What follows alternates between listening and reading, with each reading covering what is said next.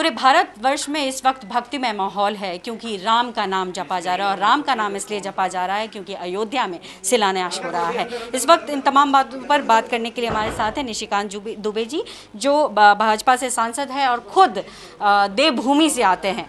Sir, जिस तरीके से अब आज जो चल रहा है वहाँ पूजा अर्चना, प्रधानमंत्री भी पहुँच चुके हैं और एक माहौल जो बना हुआ है पूरे भारतवर्ष में, उस पर क्या कहेंगे? आप देख रहे हैं जहाँ लोग हैं सभी खुशी मना रहे हैं। कोई दिया जला रहे हैं, कोई पटाखा चला रहे हैं, कोई दीपक जला रहे हैं, कोई लोगों को भोजन करा रहे हैं।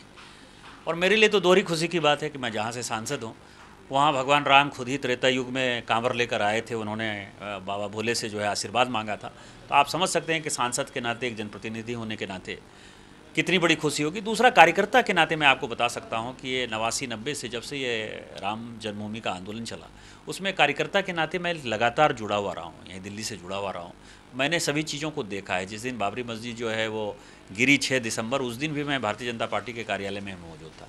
तो हमारे लिए, हमारे जैसे कार्यकर्ताओं के लिए और वैसे लोग जिन्होंने 500 साल से त्याग, तपस्या और बलिदान दिया है, जिनके पूर्वज मरे हैं, जिनके बच्चे मरे हैं, जिन्होंने भूखे प्यासे रहकर इस आंदोलन में सहयोग किया है, उन सबों के लिए आप समझिए कि खुशी की बात है। और उस खुशी में सारा देश एकत्रित है, एकजुट है।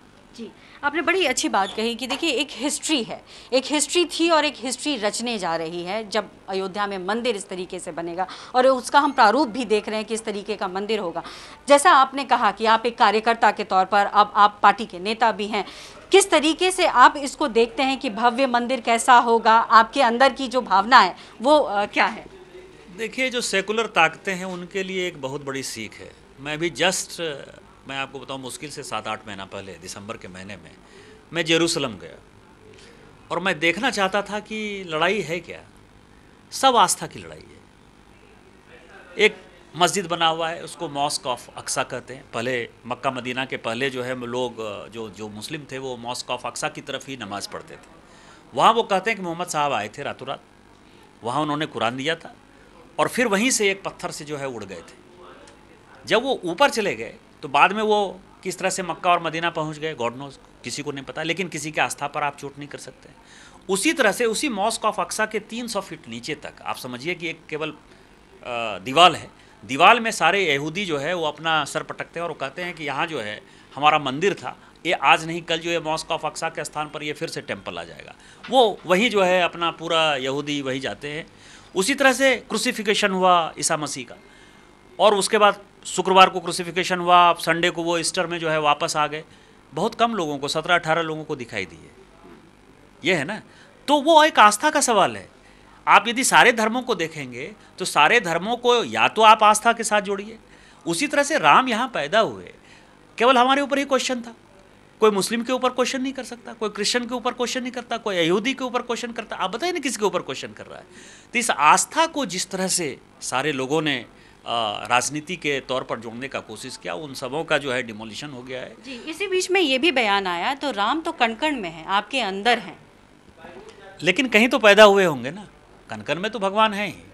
हम ये कहते हैं कि सांस लेते हैं, तो सांस तो सभी जगह है, तो फिर ऑक्सीजन की क्या आवश्यकता है? हम आप बीमार पड़ते हैं तो फिर उसमें ऑक्सीजन देने की क्यों आवश्यकता पड़ती है? सांस तो पूरे हवा लेना है, हवा में ऑक्सीजन भी है, कार्बन डाइऑक्साइड भी है।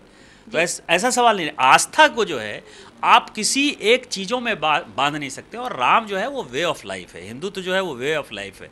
उसको जिस ढंग से लोगों ने वोट बैंक की राजनीति में जमा करने की कोशिश की, बंद करने की कोशिश की, वो पूरा सुप्रीम कोर्ट के जजमेंट के बाद पूरा खत्म हो गया। और आज सबसे बड़ा खुशी का दिन है देश भर के लिए। अयोध्या से तो जो राजनीति की बात हो रही थी वो तो एक तरीके से तो पूर्ण विराम लग रहा है, लेकिन बहुत सारे साधु संत और बहुत सारे महात्मा कह रहे हैं कि अब मथुरा और काशी। इसके बारे में मैं आज केवल राम जी का मंदिर बने, इसी के ऊपर जो है अपन कंसंट्रेट करें। कौन क्या कह रहा है इससे मतलब नहीं है। सबसे बड़ी खुशी की बात है राम मंदिर बन रहा है।